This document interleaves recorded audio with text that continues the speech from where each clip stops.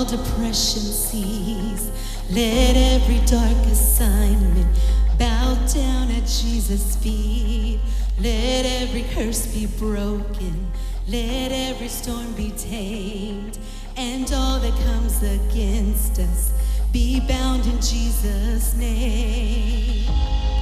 Your presence is my greatest weapon, pushing back the darkness, breaking every chain.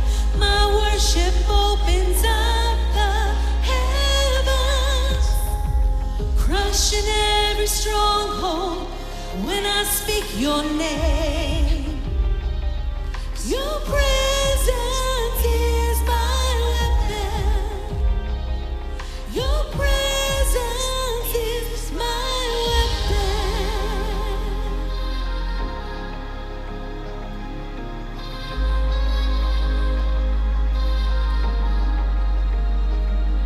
Your strength will not be shaken.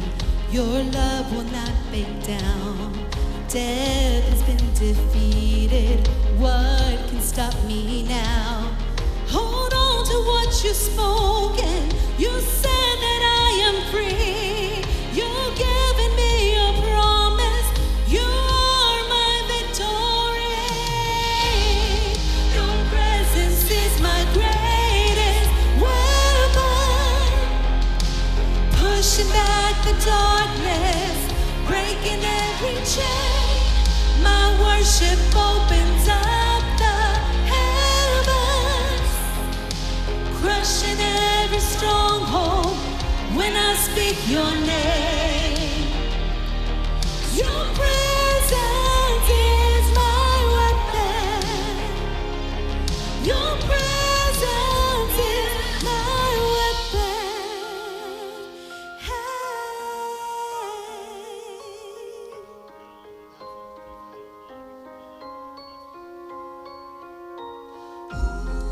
Your word and a melody are making a way for me. You defeat the enemy. This prison is shaking now, and these walls are coming down. Your presence makes me free. I am free.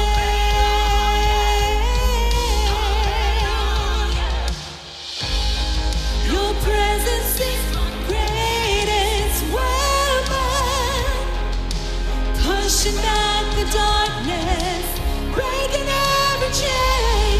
My worship opens up the heavens, crushing every stronghold when I speak your name.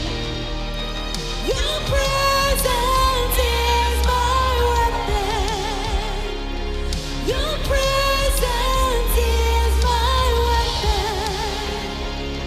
Your presence is my weapon.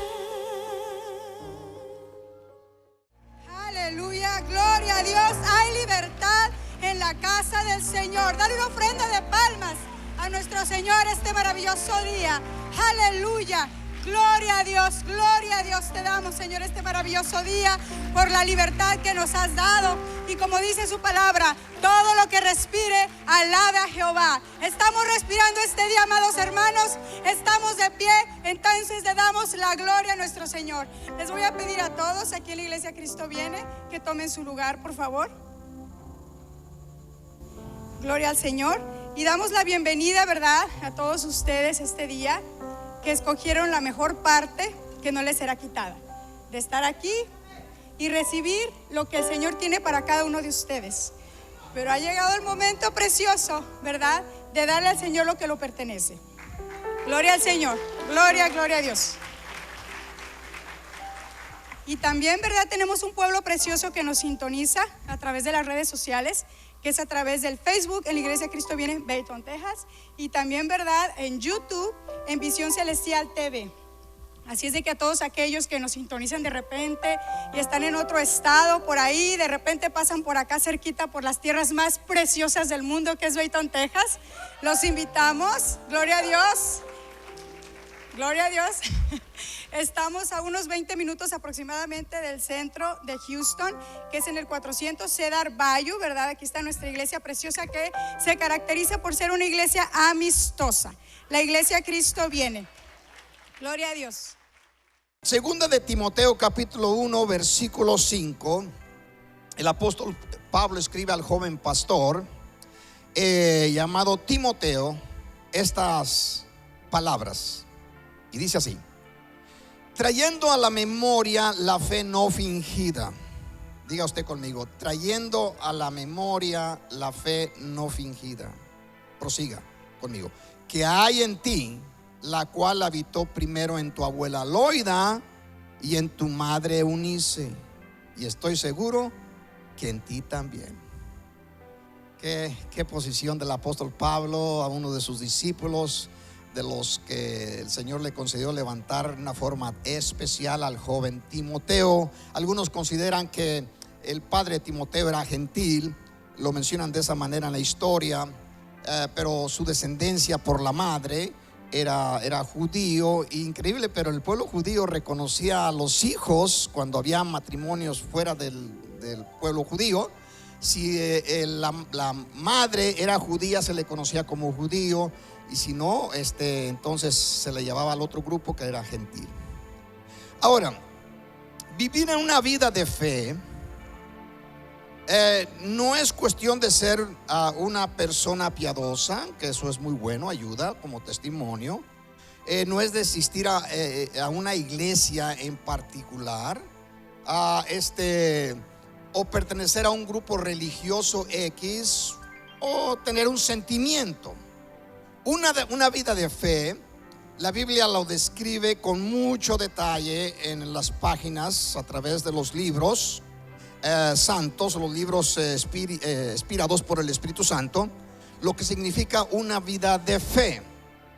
Y sabemos nosotros por las Escrituras que el creyente, lo dijo allá Habacuc en el Antiguo Testamento, lo escuchamos en el Nuevo: el justo por la fe vivirá. Diga usted: el justo por la fe vivirá. El asunto de esta expresión es no solamente de que vivirá eternamente, sino que vivirá también en la tierra. Tendrá éxito la persona como creyente si esta persona, este hombre o mujer, viven en fe. Desde el momento que usted y yo nacimos, o que la humanidad nace, desde ese momento le es implantada una fe que sus padres practicaron, sean creyentes en la Biblia, sean creyentes de otras doctrinas que no tienen nada que ver con la Biblia, o sean ateos, pero les es dada o heredada una fe. Sin embargo, al caminar el tiempo, la persona tiene la oportunidad, no interesando a cuál grupo, en qué grupo nació, existe la posibilidad, por la grande misericordia de Dios, que puede venir a la fe verdadera, fundada en la palabra de nuestro Dios. Muchos de nosotros nacimos en diferentes fe, y la practicamos conforme nos fue heredada, hasta que el Señor nos encontró y nos iluminó para que usted y yo le recibiéramos como lo que Él es, el Señor de toda la creación. Así que es algo de suma importancia, el hombre y la mujer, permanecer en esa fe que encontró el día que tuvo la oportunidad de recibir a Cristo como su Señor.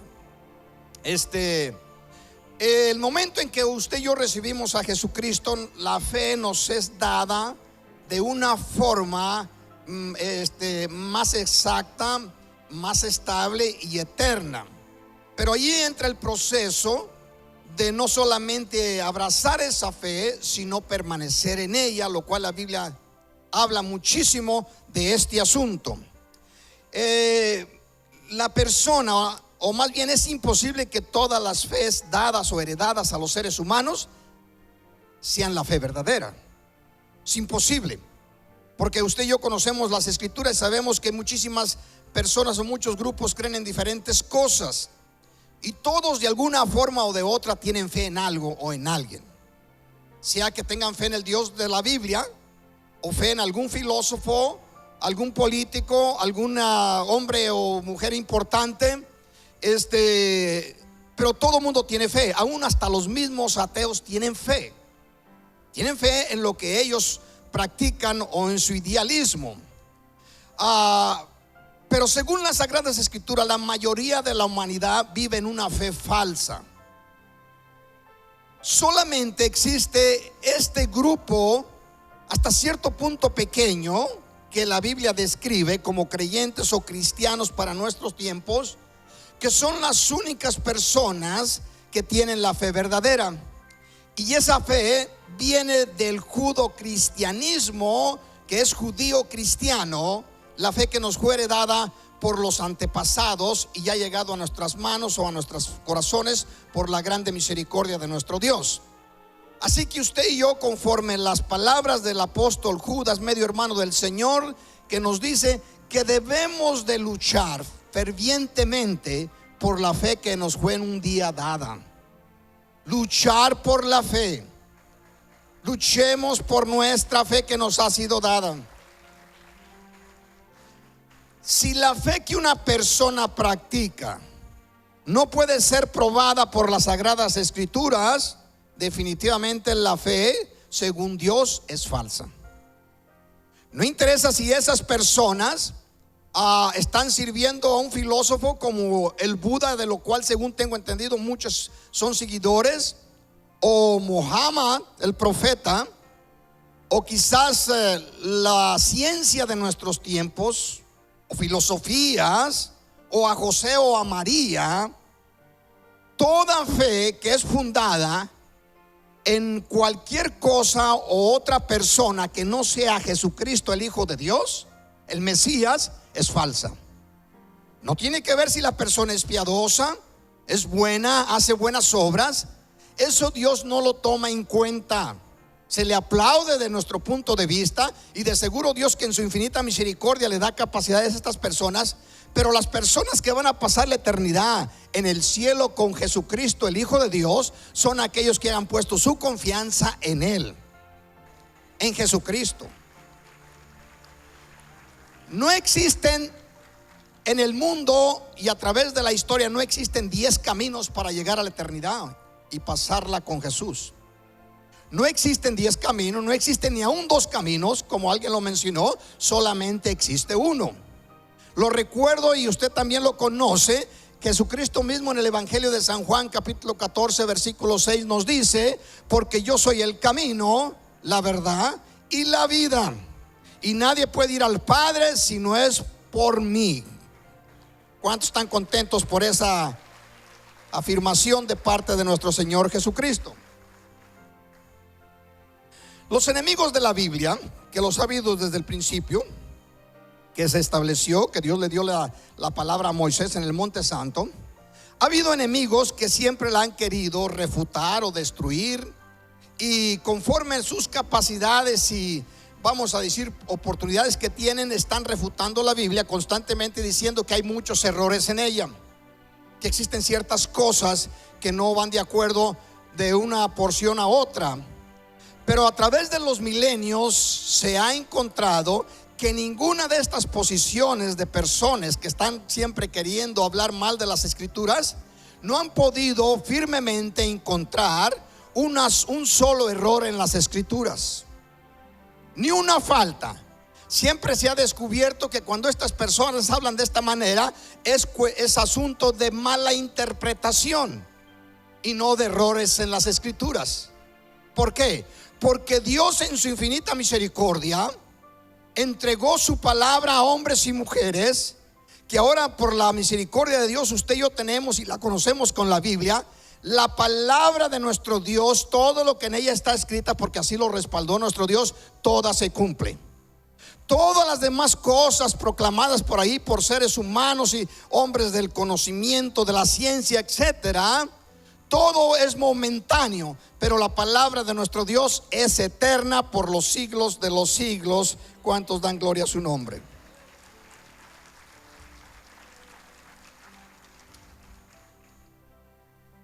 Ahora, Dios no comparte su gloria con nadie. Todo cristiano conoce esta porción bíblica. Él no comparte su gloria con nadie. De modo que si la persona no sigue a Jesucristo, para el tiempo judío de los tiempos de nuestro Señor Jesucristo, al Mesías, de esas personas no interesa su comportamiento. Como seres humanos no verán el rostro de Dios. No lo verán. Así lo estableció Dios y así se va a cumplir. De manera que para ti y para mí, como hombres y mujeres de Dios, debemos desde el momento en que abrazamos la fe, es conservarla y pelear por ella, luchar por ella, defenderla, y que nadie ni nada nos la roben. ¿Sabe que en la Biblia existen dos porciones que el apóstol Pablo recomienda al pueblo que tuvieran mucho cuidado? Y le dice en una ocasión que tuvieran cuidado de la mentada ciencia, de la ciencia. Que esto es un constante influir en las mentes del pueblo cristiano, para que el cristiano llegue momentos donde empiece a dudar de la verdadera fe o de la palabra de Dios, puesto estas personas con grandes argumentos constantemente están peleando en contra de la verdad absoluta, que es la palabra de Dios. Y Pablo dice: tener mucho cuidado de la mentada ciencia. Y en otro lugar dice: tengan mucho cuidado de los ídolos, de cualquier otra cosa que pongan entre ustedes y Dios, porque solamente existe un mediador entre los hombres y Dios, y su nombre es Jesucristo, el Hijo de Dios.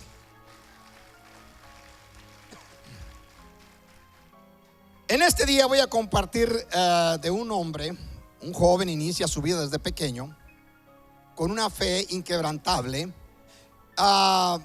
Este joven, muy conocido por el pueblo cristiano, pero lo quiero usar como ejemplo para hablar de la fe en estos domingos, si Dios nos lo permite, porque de todos los hombres que la Biblia registra, él es uno de los pocos que el Señor no informó a nadie que haya cometido faltas. De que las cometió, de seguro que sí, porque él le dice que no hay hombre justo en la tierra que haga el bien y no cometa pecado. Pero Dios, en su infinita misericordia, nos concede a este personaje que en ningún momento se le registra una falta en la Biblia. Y es una persona que es un tipo de Jesucristo en una forma espléndida, paralela, casi toda su vida. Su nombre es José. Diga usted José. José fue hijo de una familia numerosa de 13 hijos, 12 varones y una hembra. Fue el número 12 de la familia hijos de José y Raquel, la esposa de Jacob. Este muchacho, desde el momento en que nace, la Biblia nos registra que influyó desde su nacimiento para que su padre Jacob volviese a la presencia de Dios. Aunque siempre Jacob era un hombre creyente por la herencia que recibió de su padre Isaac y su abuelo Abraham, sin embargo fue el nacimiento de José quien influyó para que Jacob dejara la tierra de Aram, donde estuvo por cerca de 21 años, y regresase a la tierra que Dios les había prometido, la tierra de Canaán, donde ahora nosotros conocemos, se encuentra Israel. Dice allí en Génesis capítulo 30 versículo 17: y se acordó Dios de Raquel, y la oyó Dios, y concedió hijos. Y concibió y dio a luz un hijo, y dijo: Dios ha quitado mi afrenta. Y llamó su nombre José, diciendo: añádame Jehová otro hijo. Aconteció cuando Raquel hubo dado a luz a José, que Jacob dijo a Labán su suegro: envíame e iré a mi lugar y a mi tierra. Fue el nacimiento de José quien influyó en Jacob de regresar a la tierra, al pacto que Dios había hecho con Abraham, su abuelo. Y este muchacho que su vida nos informa las Sagradas Escrituras, vivió 110 años. En esos 110 años que le tocó vivir, que Dios le concedió, fue un ejemplo para todo creyente de lo que es ser un hombre o una mujer de fe. A los 17 años de nacimiento, vamos a encontrar en las Escrituras que sus hermanos envidiaban la posición de José, la estabilidad emocional, la fe que tenía en el Dios de sus padres, a pesar de que sus hermanos andaban por ninguna parte. Perteneció a una familia disfuncional, muy fuerte, con bastantes problemas de envidia y de celo. Sin embargo, José no se movía de su fe y tenía una convicción tan sólida de que Dios tenía el control de todas las cosas, de que si le fuese bien o le fuese mal, sabía que estaba en el plan perfecto de Dios. No se debilitó ni en su niñez, en su adolescencia, tampoco se debilitó en su juventud o ya en sus años avanzados. Siempre fue ese ejemplo que Dios quiere que todo cristiano nos lucemos, para que usted y yo no desmayemos cuando las cosas son adversas a nuestras vidas presentes. Y es importante para nosotros como cristianos el poder ver la historia y entender que este muchacho es un ejemplo especial para todo cristiano, sea hombre o sea mujer. ¿Cuántos dicen amén? Bendígalo con su ofrenda de palmas. Ahora vamos a saltar un poco y vamos a ir a Génesis capítulo 37, verso 19 y 20. Esto es sus hermanos, 11 de ellos. Él era el 11º de los hijos. Después le nació a Raquel uno llamado Benjamín, o Benoni, como le puso Raquel antes de morir. Jacob se lo cambia por Benjamín, como usted ya conoce la historia bíblica. De manera que José era el 11º. Dice así, Génesis 37 y 19. Y dijeron el uno al otro, estos son los 11 hermanos, ahí que viene el soñador. Ahora pues, venid y matémosle y echémosle en una cisterna, y diremos, alguna mala bestia lo devoró, y veremos qué será de sus sueños. Los hermanos habían escuchado los dos sueños que José tuvo. Se los explicó. Le dice a toda la familia por ahí por la tarde, quizás en una tarde de esas donde estaban todos reunidos, que había tenido un sueño. Y en el sueño todos ellos trabajaban reuniendo la hoja, o vamos a decir el trigo, en montones. Y dice que se encontraban los montones no dice de sus hermanos, dice que se encontraban 12 montones, y de pronto 11 de ellos caían hacia el suelo y el de él quedaba derecho, como si los montones de aquellos trigo estuvieran adorando a aquel o honrando a aquel que había quedado parado. Entonces ellos empezaron a pensar, ¿qué es lo que está diciendo ¿Que acaso cree que nosotros nos vamos a postrar ante él? Interpretaron más o menos bien las cosas. Más o menos días después dice que tuvo otro sueño, donde dice que miraba 12 estrellas y la luna y el sol. Dice que todos ellos se postraban ante una de esas estrellas. Ahora no solamente los hermanos envidiaban, ahora hasta Jacob se mete en el grupo. Dice Jacob, su padre, dice, ¿acaso también nosotros nos vamos a postrar?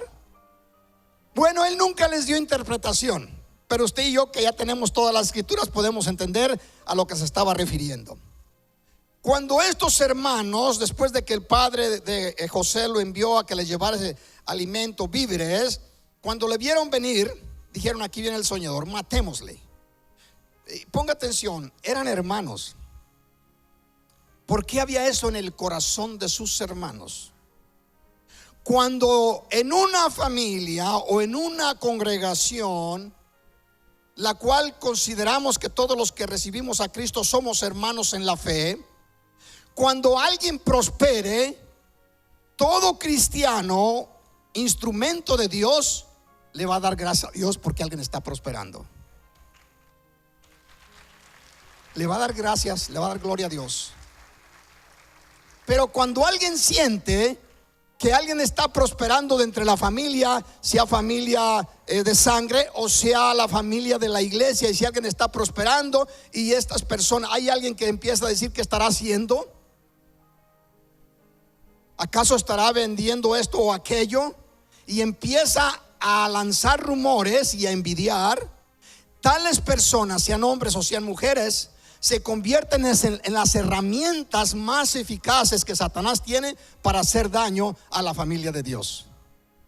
Por eso es importante, como creyentes, cada vez que Dios levante a alguien, sea hombre o sea mujer o sea familia o sea iglesia, nosotros dale gloria a nuestro Dios y decir en nuestros corazones: déselo a nuestro Señor si lo siente. Si el Señor levantó a Julano, a Sutano, a Mingana, como decían en mi tierra, expresiones los de Centroamérica no me entienden nada, me dijo un día una hermana.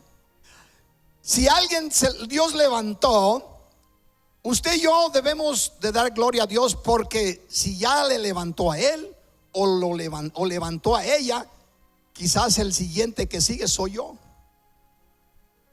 Pero debemos estar contentos, porque sabemos que el plan de Dios es perfecto y es eterno. Eterno.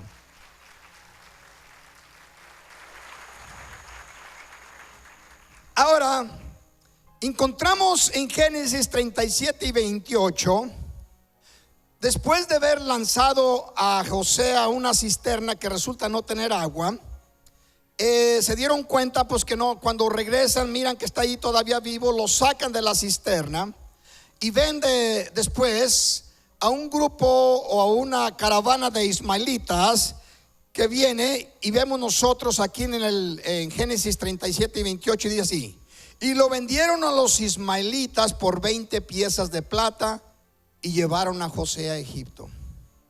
Y los medianitas lo vendieron en Egipto a Potifar, oficial del faraón, capitán de la guardia. Imagínense, las cosas no van mejorando para José. En su casa vivió bajo una constante acosación, o siendo acosado por sus hermanos, porque tenían envidia de lo que acontecía en su vida y de lo que Dios le revelaba a José y de cómo su padre Jacob lo trataba, porque encontraba a su padre que era el único entre los hijos que era creyente. Los demás andaban por ninguna parte. Al no ver muerto como lo habían ya trabajado, después lo sacan de ahí, se lo venden a una caravana de ismaelitas que van rumbo a Egipto. Y conocemos y leemos toda la historia, que después de haber llegado los ismaelitas con José como esclavo, posiblemente llevaban otros, van al mercado donde se vendían en aquellos tiempos los seres humanos como propiedad, y vendieron a José por 20 monedas de plata. Esta era una historia antigua, una práctica no solamente entre los egipcios, también la era entre todos los pueblos de las regiones de ese tiempo. Y se conocía de que aún en la Biblia encontramos que al joven tenías un precio de 20 monedas de plata, mientras que el adulto, la persona que lleva madurado, tenía 30 monedas de plata. Era el precio.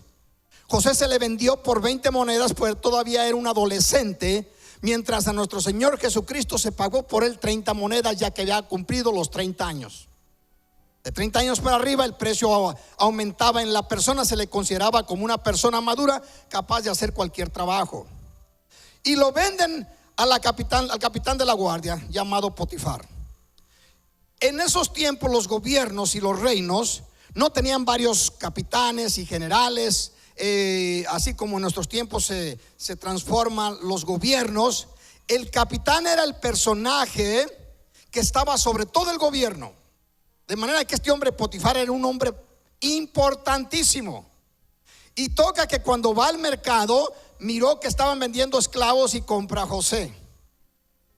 Ahora, si usted y yo nos adelantamos un poco, conocemos por el espacio que hay entre los versículos que estaremos leyendo en un momento en Génesis 39:7, que hay un proceso donde José, Potifar lo pone sobre su casa, ya que miraba que todo lo que este muchacho prosperaba.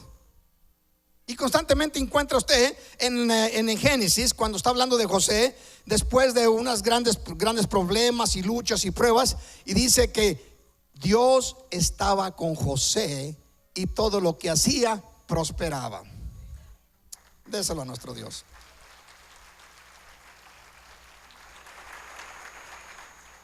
José andaba cerca de los 20 años por ahí, y la esposa de Potifar, que andaba cerca de los 30 por ahí, según la historia, pues le agrada a José como persona, como hombre. Mientras Potifar se iba allá con los ejércitos, a esta le agradó José y empezó a acosarle, a tratar de que José durmiese con ella. Y José no le concedía tal capricho. Aún conociendo nosotros que en esos tiempos un esclavo era propiedad de los patrones y podían hacer lo que se le antojara con ellos. Sin embargo, José tenía algo especial que todo cristiano posee y lo puede poner en práctica. Tenía temor al Dios de sus padres.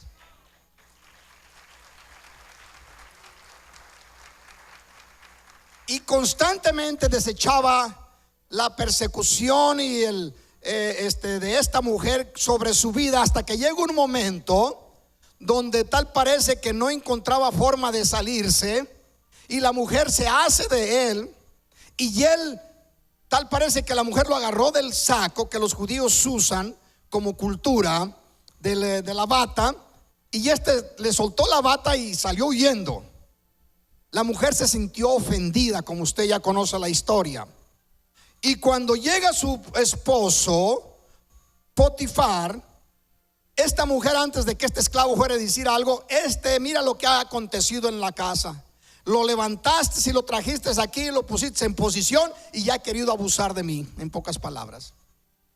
Potifar, claro, se enojó, pero como José había sido muy agradable a su vista, en lugar de matarlo, lo llevó para que fuera encarcelado en la cárcel principal de Egipto. Y allí llega José en Génesis capítulo 37, verso 28, se nos dice: y le vendieron, Génesis 39, 7. Aconteció después de esto que la mujer de su amo puso sus ojos en José y dijo: duerme conmigo. Verso 8, y él decía, y él no quiso. Hablando ella el verso 10. Hablando ella a José cada día, y no escuchándola él, para acostarse al lado de ella para estar con ella. Verso 12. Y ella lo asió por su ropa, diciendo: duerme conmigo. Entonces él dejó su ropa en las manos de ella y huyó y salió de su presencia. José conservaba su posición de creyente, de hijo de Dios. José conservaba su fe. Y no interesaba quién lo persiguiere, no interesaba quién abusase de su persona y de su buena actuación. Él seguía firme, no hablando mal de sus hermanos, no hablando mal de esta señora, y proseguía José caminando, y la fe de José estaba siendo constantemente bombardeada, y conforme él iba creciendo, la fe iba siendo probada cada vez más y más en unos niveles más altos. Pero luego la Biblia dice: mas Dios estaba con José. Cuando tú vas caminando en el camino del Señor, tu fe va a ser probada. Y cuando pasas vamos a decir, un nivel, el Señor te eleva a otro. Y en lugar de facilitarte las cosas, te las pone más difíciles. Las pruebas son más fuertes. ¿Por qué? Porque Dios quiere llevarte a la estatura de un varón perfecto como Jesucristo. Y para lograrlo va a tener que probar tu fe constantemente.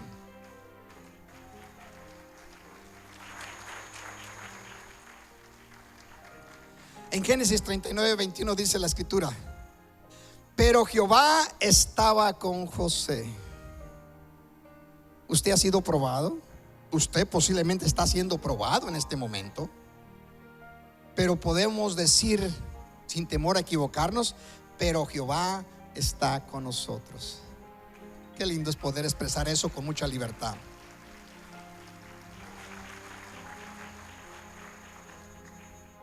Tu prueba es física, posiblemente económica, posiblemente emocional o espiritual. El enemigo te hace creer 1001 cosa, pero tú sigue firme, permanece firme, porque Dios te asegura que estará contigo. Cuando el día es brillante, hermoso, o cuando el día o la noche es oscura, tanto que no se puede ver ni lo que tienes delante de tu rostro, cuando la situación es bonanza, todo muy aplacado, todo lindo, todo camina a la perfección, o cuando hay una tormenta que parece que destruye la embarcación en la cual caminas, conocer esto, que Dios dice en su palabra: pero yo estoy con ustedes, yo estoy contigo, no te dejaré ni te desampararé.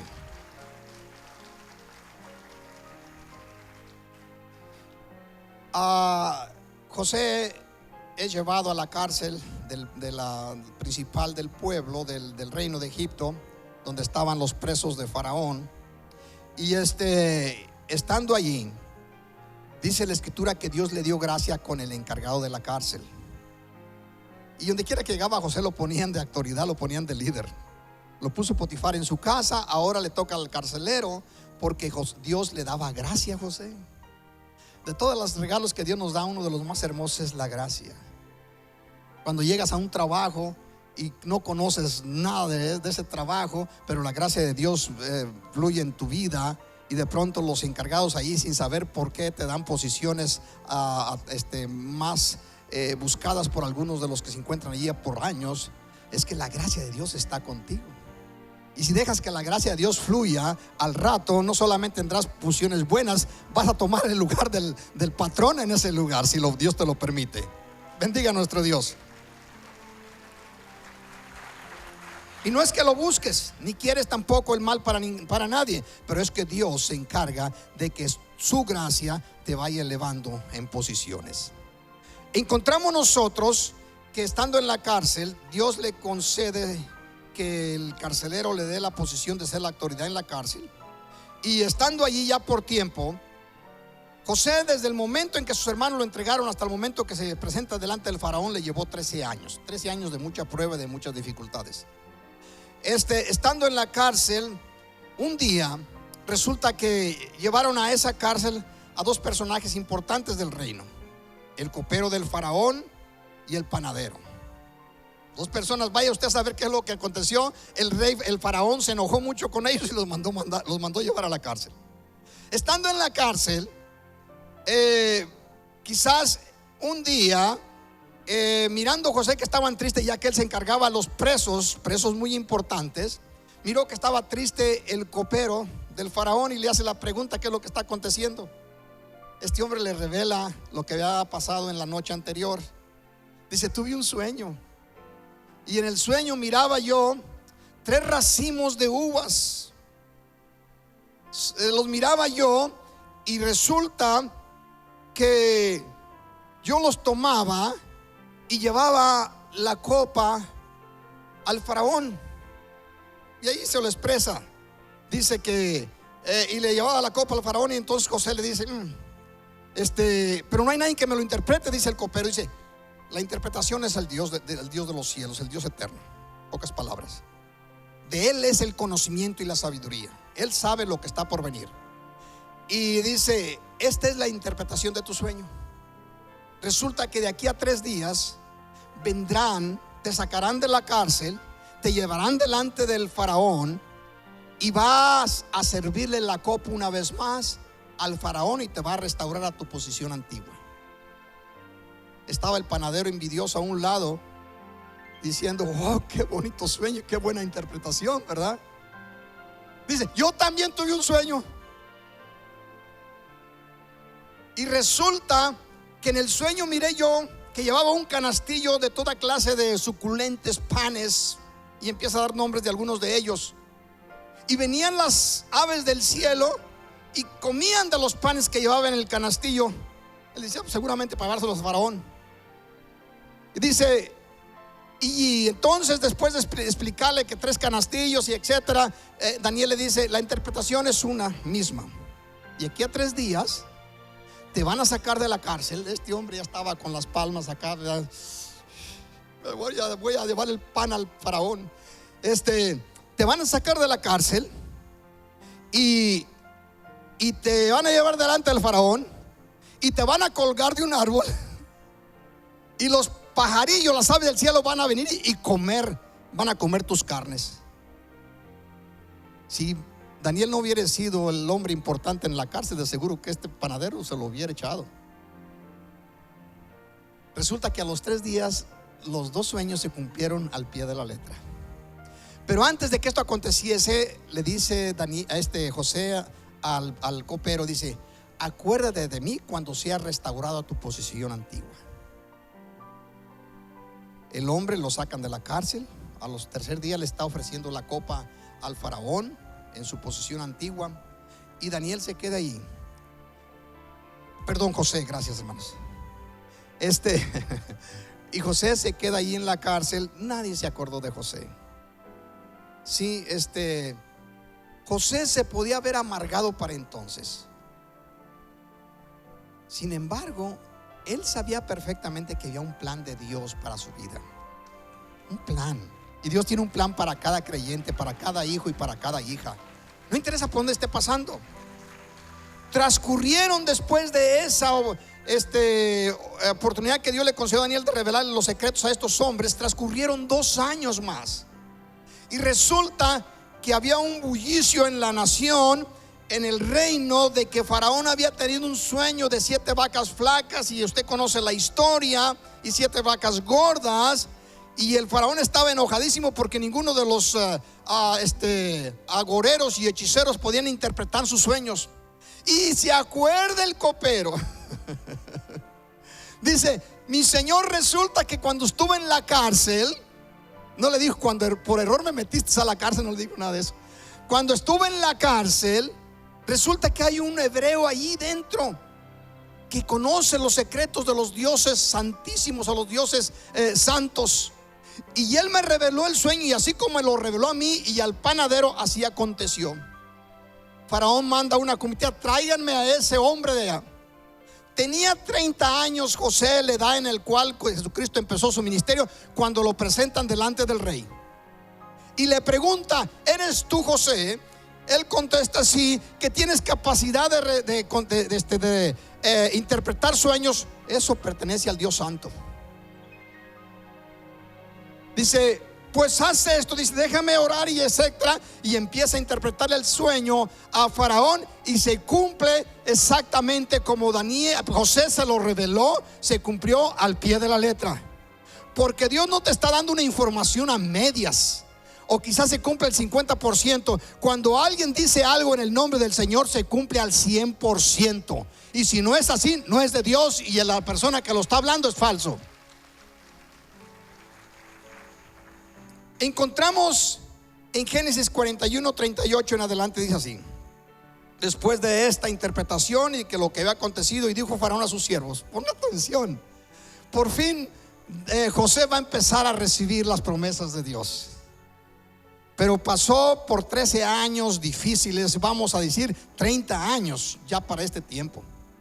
Y dijo Faraón a sus siervos: ¿acaso hallaremos a otro hombre como este, en quien esté el Espíritu de Dios? Cuando andaba predicando en México, me recuerda esta historia. Había un conflicto en el pueblo, que no llovía, que se le estaba muriendo el ganado. Habían sacado ya todos los ídolos para dar paseos allí por el monte y tirar cohetes al cielo. En una vez que andaba todo el pueblillo allí, todo el rancho andaba siguiendo al ídolo que llevaban y tirando cohetes al aire, resulta que le salió una serpiente gigantesca y los corrió a todos y dejaron hasta la figura por allí. Y ya todos asustados y temerosos de lo que iba a acontecer en esa región, estaban hablando por ahí de que necesitaban que alguien le rezara a alguien para que se acabase esa maldición. Y luego entonces resulta que se levanta mi hermana en el grupo, mi hermana mayor, y le dice: bueno, hay una persona a la cual Dios escucha. Su nombre es mi hermano Ismael. Dice: pero él no va a rezar, él le pide a Dios, él ora. Y luego dicen los pueblos, los políticos, los encargados ahí de la región, dice: pues ve con tu hermano Ismael y que le pida a Dios que nos quite de esta maldición que nos va a dejar en la ruina. Y me llega mi hermana: esto y esto dicen las personas importantes acá de la región, que te pongas a orar, que pongas a clamar a Dios, porque a ti Dios te escucha. Y déjeme decirle, no solamente a mí, a todo creyente, sea hombre o sea mujer, el Espíritu de Dios, según la palabra del Eterno, dice que está en esa persona. Y Dios escucha a todo hombre o mujer sobre el cual se encuentra el Espíritu de Dios en él o en ella. Y este hombre dice: en quien esté el Espíritu de Dios. Y dijo Faraón a José: pues que Dios te ha hecho saber todo esto, no hay entendido ni sabio como tú. Y el verso 40: tú estarás ponga atención, dice: tú estarás sobre mi casa, y por tu palabra se gobernará todo mi pueblo. Solamente el trono seré yo mayor que tú. En otras palabras está diciendo el faraón, lo vamos a reafirmar más adelante. Desde este día en adelante, no solamente serás el encargado de toda la nación, sino de mi propia casa. Tú vas a ser nuestro padre, tú vas a ser el patriarca de esta casa. A ti se te va a escuchar, y aún yo te voy a escuchar, porque me estarás hablando como padre, como patriarca. Solamente en el trono seré yo mayor que tú. Dijo además Faraón a José: he aquí, yo te he puesto sobre toda la tierra de Egipto. Qué recompensa para un hombre, y podía muy bien también ser lo mismo para una mujer de fe. Recordando las palabras de nuestro Dios que habló Dios a Moisés allá en el Monte Santo, en Deuteronomio 28, 12 y 13, dice: te abrirá Jehová su buen tesoro, el cielo, para bendecir toda obra de tus manos. Te pondrá Jehová por cabeza y no por cola. Estarás encima solamente y no estarás debajo. Serás Señor en la tierra. Si tú sigues mi palabra, Jehová te levantará sobre la cabeza de tus enemigos.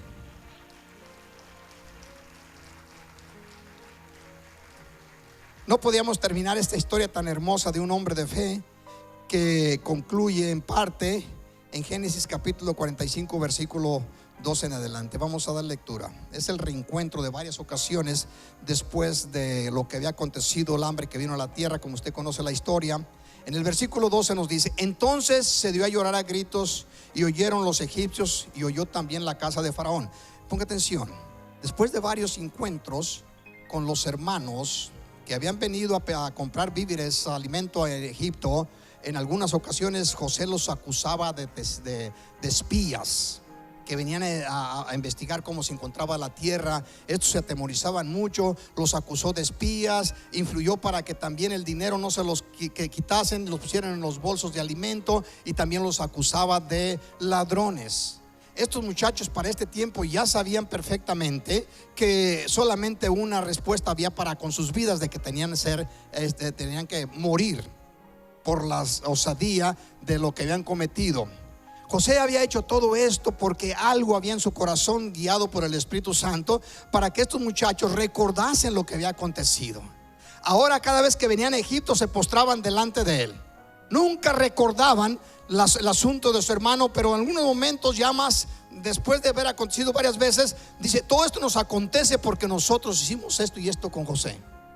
Nunca se imaginaron de que José era con la persona que tenían que tratar. Verso 3: y dijo José a sus hermanos, después de irse, cuando los invitó a su casa, estaban ellos atemorizados allí, se fue a un lugar aparte, y José lloró fuertemente, tanto que lo oyó Faraón. Y dijo José a sus hermanos: yo soy José, Estos hombres lo miraban, hombres rústicos de trabajo del campo, miraban a este hombre, a este personaje tan elegante, en autoridad sobre toda la nación de Egipto. ¿Cuándo se iban a imaginar de que este fuera el hermano el cual habían deseado matar? Y ellos, al enterarse de que él era José, dice: ¿vive aún mi padre? Fue la pregunta de José para con ellos. Y sus hermanos no podían responderle porque estaban turbados delante de él. En otras palabras, estaban muriendo de miedo. Se las va a cobrar todas con nosotros en este día. Entonces dijo José a sus hermanos: acercaos a mí. Y ellos se acercaron. Estaban pensando de seguro de qué forma nos irá a matar. Dice: entonces dijo: acercaos a mí. Y ellos se acercaron y dijo: yo soy José, vuestro hermano, el que vendisteis para Egipto. Wow. Ahora pues, ponga atención: no os entristezcáis, ni os pese de haberme vendido acá, porque para preservación de la vida me envió Dios delante de vosotros. Está diciéndoles José: no tengan temor. Todo esto que aconteció es el plan perfecto de Dios. Pastor, no tengo para pagar la renta, me corrieron del trabajo, me encuentro enfermo, me van a correr del apartamento, de la casa. Todo está en el plan de Dios. Solamente Dios espera de ti que resistas y permanezcas en la fe, y mirarás la mano de Dios a tu favor. Pase lo que pase, Dios está en su trono. El profeta Isaías dijo en una ocasión, levantando sus ojos, dice: yo miré al Eterno, a Jehová, sentado en su trono. En otras palabras, todos estos problemas que existen en la faz de la tierra no cambian la posición. Dios está sentado en su trono. Dios reina sobre los asuntos de los seres humanos. Luego prosigue: así pues, no me enviasteis acá vosotros, sino Dios. En otras palabras, si quieren culpar, no se culpen. Dios estaba trabajando el asunto. Dios permitió que anduvieran en ese espíritu de envidia, hicieran lo que hicieran, porque Dios quería enviarme para acá para preservarles la vida, no solamente a ustedes, sino a todas las naciones alrededor. Dice: sino Dios que me ha puesto por, ponga atención, ¿por quién dice allí? Por padre de Faraón. Aquí en Egipto yo soy el patriarca. ¿Fue por mis capacidades? No, fue por la gracia de Jehová, el Dios eterno, que Dios me ha puesto en esa posición. No solamente por patriarca o por padre de Faraón, y por señor de toda su casa, y por gobernador de la tierra de Egipto. Y luego les dice: daos pues prisa, id a mi padre y decidle: así dice tu hijo José, Dios me ha puesto por señor de todo Egipto. Ven a mí, no te detengas.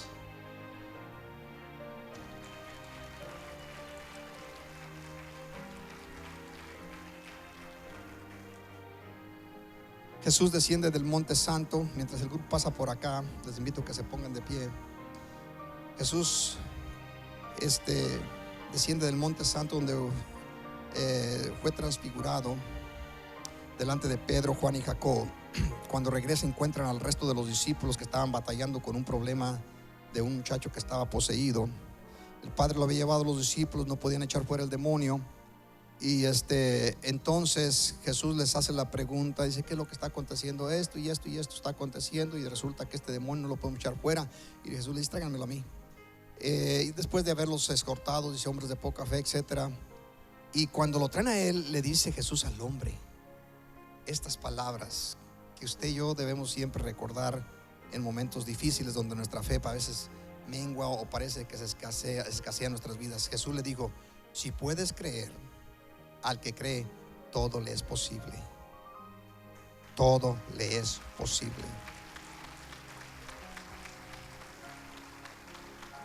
Porque Jesús le preguntaba: ¿crees que lo puedo hacer? El hombre le dice: sí, Señor, pero pues ayuda a mi incredulidad. Ya tus discípulos han tratado y no miro salida, no miro yo respuesta. Jesús le dice: Si puedes creer, al que cree, todo, diga usted conmigo, todo le es posible. Amén. Yes.